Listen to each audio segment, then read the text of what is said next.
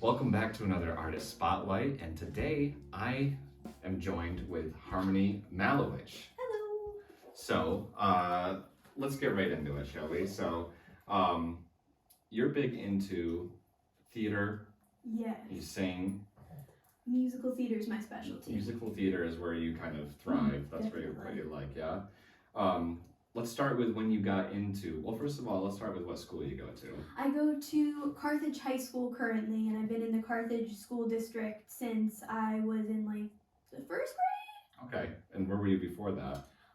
So my dad's in the military, so I'm from New Jersey technically. Yeah. But then right after I was born, we were stationed in Georgia, and then we were sent over here, and we just got lucky and we didn't get moved again. So we've been here since I was wait, how old are you when you get in first grade? 6, 7? Yeah, about 6, One 7. of those. Yep, gotcha.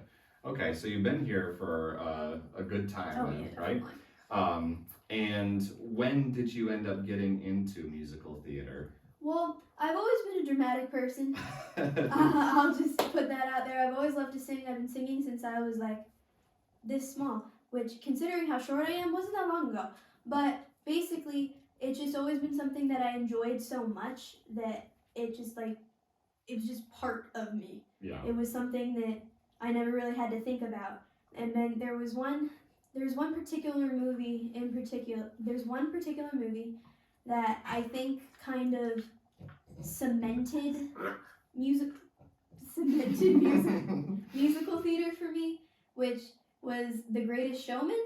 Okay. Because it's kind of like a musical of a movie, but it showed me that people like to act and sing, and it's not just Disney movies. Yeah. And that could be a career path. And so I waited till I got into middle school, and then COVID. Fun. Of course. And so then I was only able to audition for the middle school musical in the 7th grade because COVID for my 5th and 6th grade year. And I had a bit of a hard time my 7th grade year. I was in a bit of a dark place, but I was like, you know what the heck, I'm gonna sign up to audition for the musical, and I'm just gonna try. Yeah. And he's the music teacher for the middle school as well as the chorus teacher, but at the time I wasn't in chorus. So Okay. he was just my music teacher, Mr. Otat. Yeah. And he cast me as ensemble, which at the time, little 7th grade me did not realize that everybody gets into the ensemble. But I was very excited, and it just it really brought me out of any emotions that I had before. I finally felt like I belonged somewhere. Yeah. I wasn't the odd one out anymore because everybody's a weirdo who bursts out into show tunes every 2 minutes. And I think that if I didn't get that chance, I wouldn't be here where I am today. I definitely would be still singing, but I don't think I would have the accomplishments that I have today if it weren't for him giving me that chance. Yeah. And then the following year, I got the lead role, Moana, in Moana Junior. Nice. It's definitely my start. Yep. It's definitely a testimonial to schools having a program that has musicals. And cool that Carthage can, do musicals in middle school as well. Yeah. What was the first musical? Maybe you said it. And I think I just forgot about it. That's okay. The first musical was James and the Giant Peach Jr. Okay. That was an interesting musical. Yeah, I remember the movie when I was a kid. I wouldn't even know what that musical's like now. It's it was a lot of fun. Yep. I'll say it made me a lot of friends that I didn't have before. And it also pushed me into chorus because at the time I didn't sign up for chorus in the 6th grade because COVID. Right. And then I didn't necessarily know how to get into chorus in the 7th grade. And then one day I'm at rehearsal with Mr. Otat and I'm like, hello. And they were practicing some chorus song. And he's like, Harmony, why aren't you in chorus? And I'm like, and so then he said, Harmony, I'm putting you in chorus. And I'm like, okay. So then the following year, I was in chorus. So that was pretty fun. Yeah. Well, it's great to have a teacher who pushes you to Definitely. do that too, right?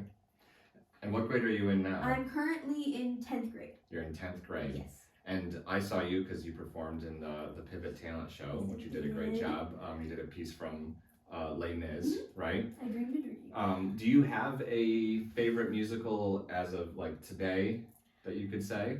As of today, though technically it isn't necessarily like musical would still be The Greatest Showman because it holds a special part in my heart. Yeah. But if I were going based on how fun a musical would be, I just really like Heathers because I think the music is really nice and I like the little references and whatever. But that's not happening at my school. So. No, but is that like a dream role to be in the down the line? Just a little bit. Yeah, for sure. So, what do you have? You're in 10th grade, you said, right? You're a sophomore.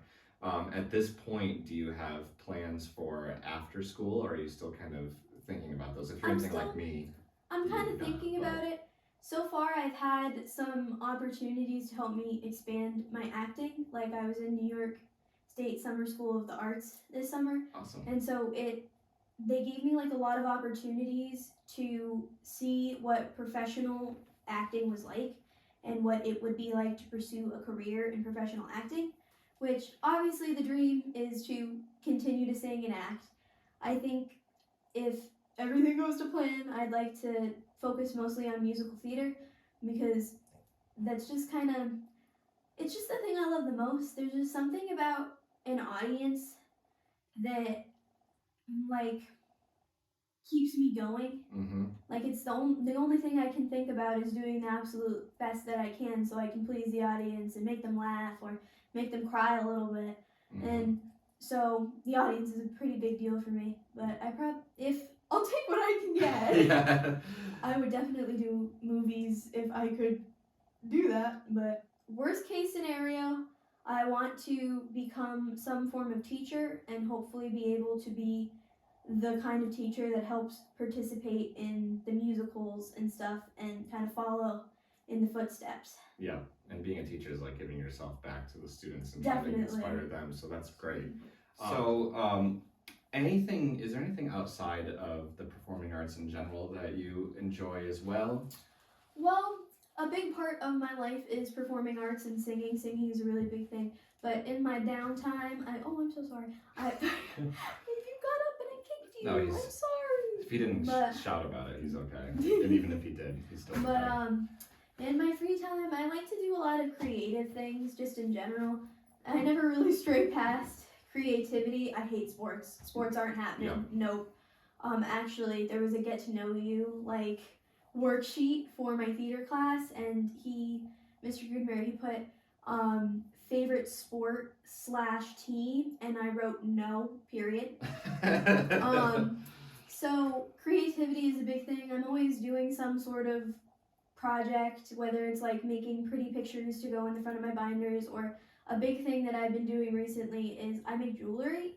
Okay. And so awesome. I make bracelets, necklaces and stuff, and I'll make them for my friends, or just making things is a big thing. Yeah, so basically art, not just the performing arts, but creative things and all their aspects. Do you have a favorite subject currently in school that's not an art? I'm quite the academic. Sometimes it's a little hard balancing both like musical theater and school at the same time, but I always manage.